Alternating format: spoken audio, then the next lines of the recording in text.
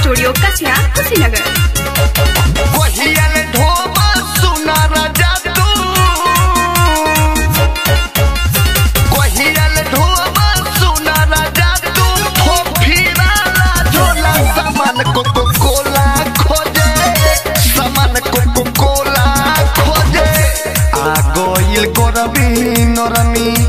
देहिया के जाता न राजा खोइबा सुना सैया चाट औरी छोला सामान कोको कोला खोजे सामान कोको कोला खोजे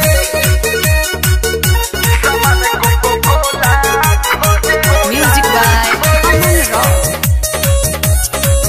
कोको कोला खोजे बुझ भतार अपना मेहरी के दिलावा के भावना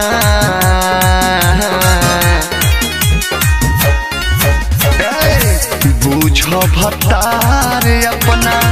मेहरी के दिलावा के भावना अभी लेना भइल हमारा गोदी में खेलाने ला खेलावाना खोजे लसैया कोरे खाती दिलवा दिल से दुगुना सामान कोको कोला खोजे सामान कोको कोला खोजे सामान कोको कोला खोजे कोको कोला खोजे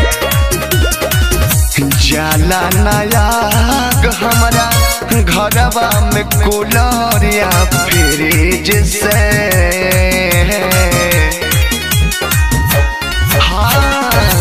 जाला नयाग हमारा घरवा में कूलर या फ्रिज से आग जाई तहरा दिहला ही रह जा जी सिरिंज से